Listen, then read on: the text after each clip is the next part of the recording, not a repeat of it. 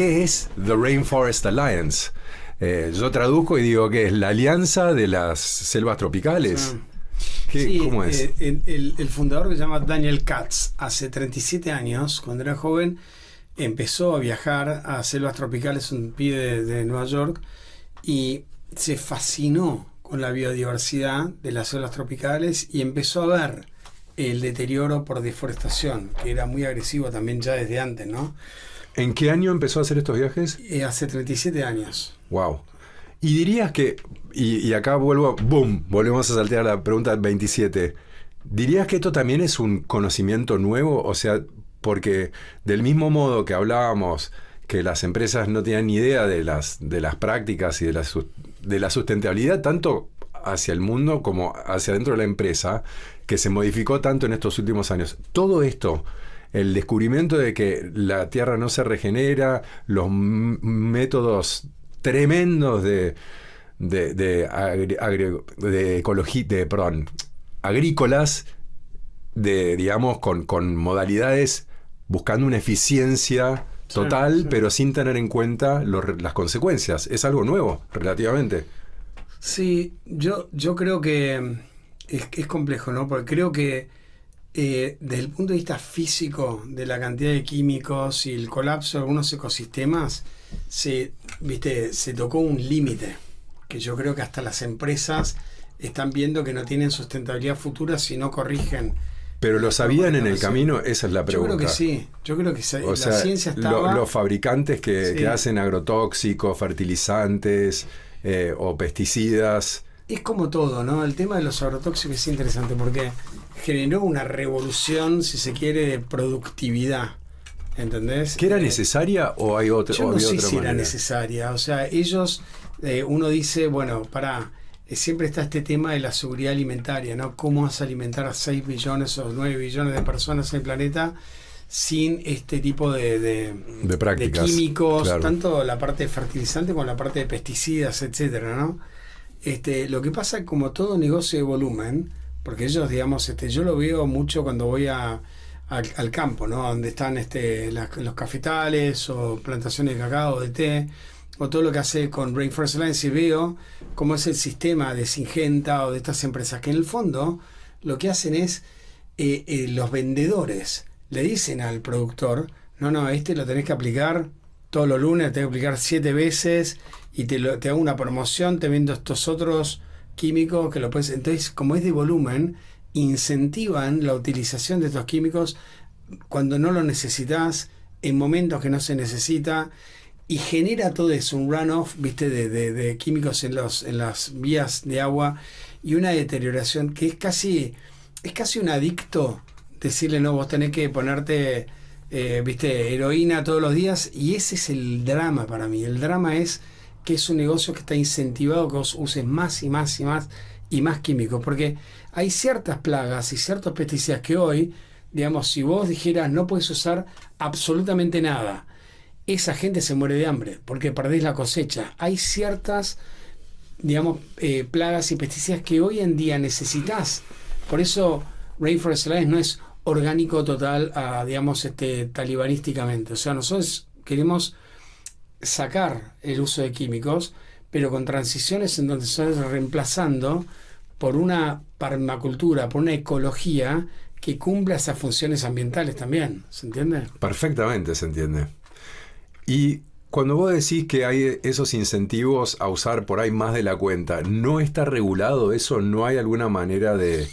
Porque digo, en su justa medida, bueno, entendible, ¿no? Mirá, ¿Cómo se hace para regular eso? ¿Cómo se hace para medirlo? ¿Cómo se hace para analizarlo y tener...?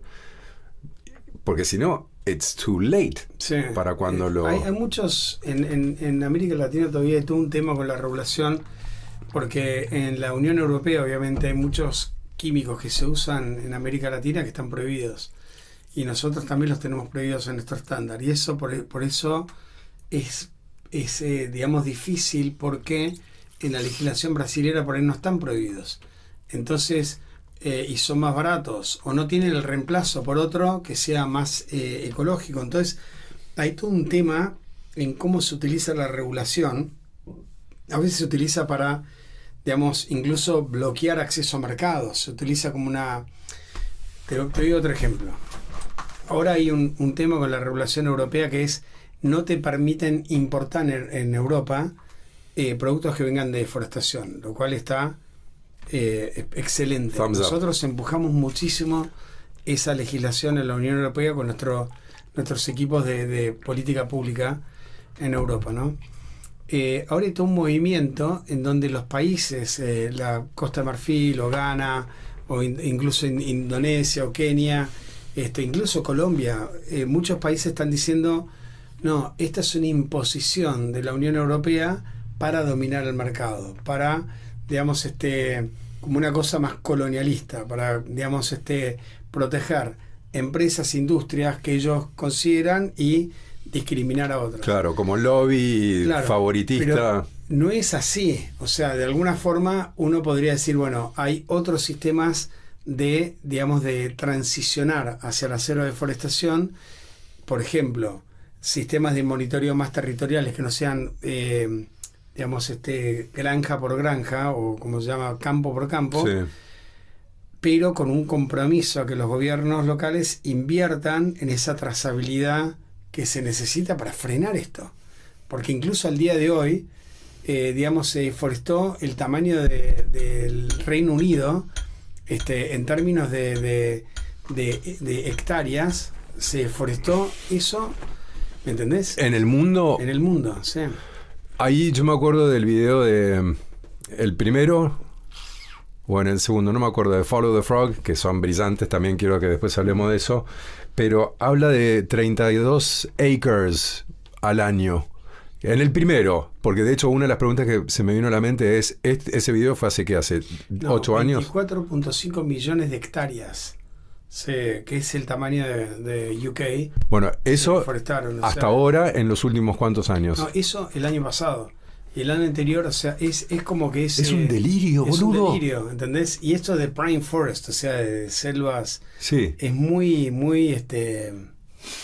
Es un Entonces, disparate. por eso te digo que hay un punto en donde, digamos, la coordinación de la política pública con las empresas y los países es la única forma de frenar esto.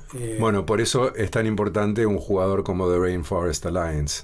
¿Quiénes son? Porque decías hace un rato nuestro equipo de por ahí más político, técnico, sí. Supongo de derecho internacional. ¿Quiénes son? ¿Una alianza entre quiénes? Mira, esta es una organización no gubernamental, ¿no? Una ONG sin fines de lucro, y que se dedicó a cómo proteger las selvas tropicales, que son estos santuarios, de alguna forma, de la biodiversidad y de la naturaleza, pero también de las comunidades indígenas, porque hay 600 millones de personas más o menos que viven en las selvas tropicales, muchas de las cuales, la mayoría de las cuales son comunidades ancestrales, indígenas, en donde 4 de cada 5 personas que viven en esas zonas viven en pobreza.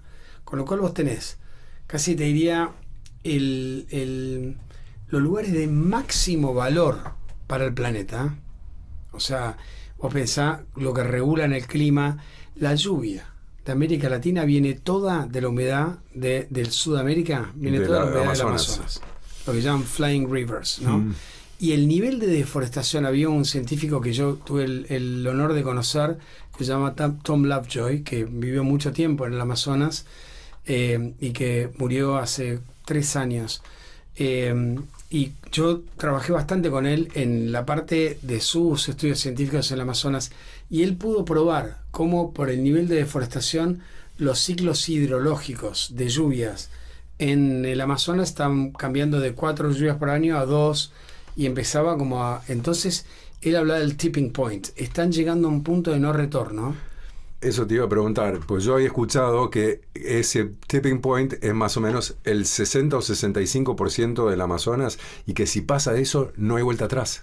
Claro, porque se genera como un efecto, un downward spiral, una espiral para abajo en términos de fuegos, con, digamos, por la sequía, con esos cambios de lluvia. Entonces es difícil, por eso ahora, digamos, el tema de no solo frenar la deforestación, sino en paralelo empezar a reforestar, a restaurar, restauración natural, que eso ocurre cerrando un área para que se recupere sola, o lo que es la regeneración de esos ecosistemas es clave. Ahora, te voy al Rainforest Alliance. Entonces, la misión de ellos, o sea, ¿cómo protegemos esto? En su momento, lo que se dio cuenta Daniel Katz es, el máximo enemigo de las selvas tropicales es la agricultura y las madereras, y el mercado de madera, ¿no? Pero el 80% de la deforestación hoy en las selvas tropicales viene de la agricultura, la expansión, o sea, es el 80%, y el 25% de las emisiones de carbono en el mundo viene de la agricultura. Y 4 de cada 5 personas viven en pobreza en esas zonas rurales. Entonces vos tenés ahí una crisis, y esa deforestación colapsa la biodiversidad, porque obviamente no tenés corredores ecológicos, etcétera. Entonces, esa cifra es lo que hay que revertir. Qué dicotomía, ¿no? Porque estás hablando de destruir un lugar fértil, justamente destruirlo, en pos de alimentar. Pero literalmente es pan para hoy y muerte para mañana. Sí, y es como la tragedia de los comunes, ¿no? Porque por la ilegalidad y la falta... Bueno, es complejo el tema, por ahí no es para entrar así en detalle, ¿no? Pero se llegó a un punto del tipping point, no es solamente ambiental, sino también, yo creo, de lo que es la seguridad alimenticia del mundo. Porque si, un porcentaje enorme de la Tierra está ahora muerta, vos lo podés ver en Buenos Aires. Vas a la provincia de Buenos Aires, a cualquier campo, y ves las plantaciones de soja en donde la tierra no tiene un nutriente. O sea, y las plantas están así, no hay una lombriz, no hay una mariposa, no hay nada. Tati, yo me acuerdo cuando éramos chicos y hacíamos 20, 50 kilómetros para afuera, llegabas y tenías el parabrisas lleno de bichos. ¿Viste lo que era? Y ahora no hay uno. Podés hacer 300 kilómetros y te lo limpio, maestro. Y no hace falta. Es increíble. ¿Qué onda? ¿Cómo cambió? Por eso lo que estás haciendo acá vos también con los pájaros que quiero que hablemos un poco de ese tema también. Pero para que te cierro la pregunta de qué es Rainforest Alliance. ¿Quiénes son? Entonces, Rainforest Alliance, ¿alianza entre quién y quién? Se armó es una alianza entre muchas organizaciones no gubernamentales locales, pero nosotros trabajamos hoy con 7 millones de productores en 60 países y con 5.000 empresas hoy que usan el estándar de Rainforest Alliance para empezar a manejar la agricultura de forma responsable, para que primero no haya cero deforestación, temas de derechos humanos, de salario digno, de temas de biodiversidad, temas de manejo de tóxicos químicos. Son 240 requirements, o sea, requisitos que tiene el estándar, y que los productores y las empresas van siguiendo, y con eso se va empezando a revertir o a frenar un poco este daño. Lo que ahora hace Rainforest Alliance es decir, para el 2030 tenemos que acelerar y llevar a escala lo que es la regeneración de estos lugares. Total. Porque ya no alcanza con solo cuidarlo, sino que hay que trabajar. Exacto. En voz alta.